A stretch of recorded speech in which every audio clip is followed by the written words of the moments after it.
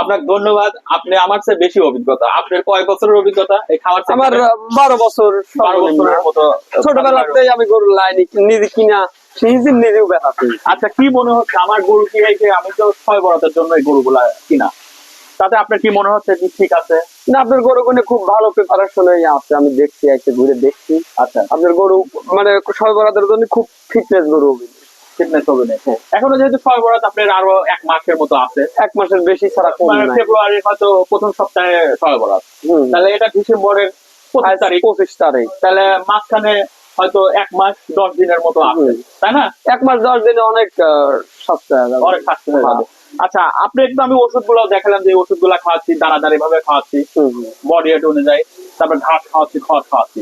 আপনিও তো এইভাবেই খাওয়ান নাকি? এইভাবেই আমি খাওয়াই ভাই। আচ্ছা, আর মনে করেন যে আমাদের খামারের মানে আমি তো বিভিন্ন খামারের ব্যাপারে ঘুরে দেখা বা আমাদের নিজেদেরও যে অভিজ্ঞতা, ঘুম থেকে উঠেই অনেকে আছে ঘুম থেকে উঠেই দানাদার খাবার, মানে ঘরটা পরিষ্কার করে দানাদার খাবার খাওয়ায়।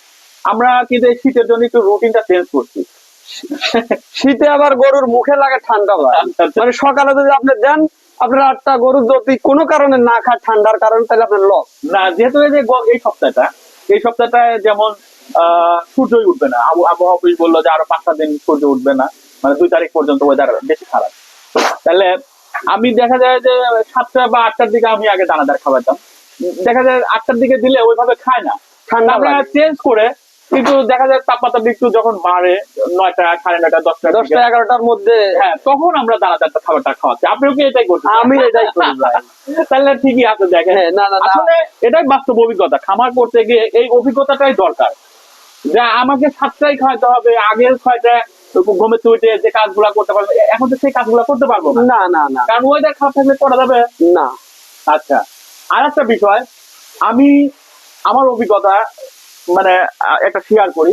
এই যে হলিস্টাইন ফ্রিজিয়ান জাতের গরুগুলা শীতের সময় বেশি বাড়ে না গরমের সময়? এটা শীতে বেশি বাড়ে ভাই। শীতের সময় বেশি বাড়ে না?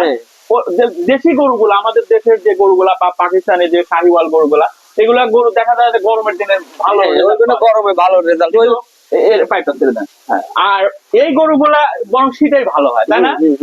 এটা আমি এর আগেও, এই গরু আপনার গরমে হাঁপায়, তো গরমে হাঁপাইলে স্বাস্থ্যটা ওইভাবে বাড়ে না, আর শীতে হাঁপায় না, ঠান্ডা থাকে। আপনি যা খাওয়াবেন কাজ করবে শরীরে। আর এই গরুগুলা তো শীত প্রধান দেশের গরু। হ্যাঁ, আমাদের এইটা আমাকে ডাক্তার বলছিল সুধানগর পশু হাসপাতাল, ইনুজ ভাই আমাকে বলছিল যে সাধু, এই গরুটা পশু হাসপাতালের কি কয় বরফের দেশের জন্ম। এর জন্ম কিন্তু আমাদের বাংলাদেশে না। আচ্ছা আচ্ছা, এটা বরফের দেশের জন্ম। উনি আপনাকে এটা বলছিলেন? হ্যাঁ, ওনার সাথে আমার খুব ভালো সম্পর্ক। উনি বড় ডাক্তার। আমাকে বলছিল যে এই গরু বরফের দেশের জন্ম নিয়েছিল, এই জন্য আমাদের দেশে একটু ক্যামেরার দিকে তাকান, আপনি ক্যামেরার দিকে তাকান। এই জন্যই আমাদের দেশে এই গরুটা বাংলাদেশে পোষার জন্য কঠিন, মানে গরম বেশি পড়লে। গরম বেশি পড়লে ভাই তখন আমরা তো 2 জায়গাতে 3বারও গোসল করা দেয়। আমার গত বছরে একটা ছিল ভাই, আমি 2.5 মাস পুষেছিলাম। আপনার 3 মাস 2.5 মাসে খরচ বাদ দিয়ে 30,000 টাকা লাভ হয়েছিল ভাই, মানে মাসে 10,000 টাকা। আচ্ছা আচ্ছা আচ্ছা, 1 লাখ দিয়ে কিনছিলাম একটা গরু। তারা বাইরে হাট থেকে আচ্ছা আচ্ছা, ওর পামা একটু মোটা ছিল, একটু ভালো ফেরম ছিল, যাত্রা একটু ভালো ছিল ভাই।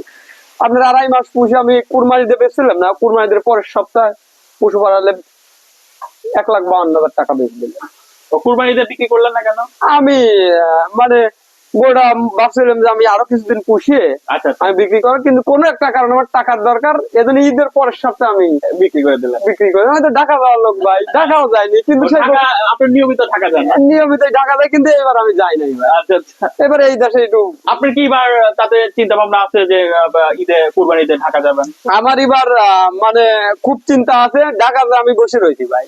ঢাকা যাবেন? হ্যাঁ, ঢাকা। আমি শুনলাম যে গত সপ্তাহে আপনি নাকি গরু কিনছেন একটা। আমি একটা গরু কিনছি 68,000 টাকাতে, ব্যাপারীরা কিনছিল।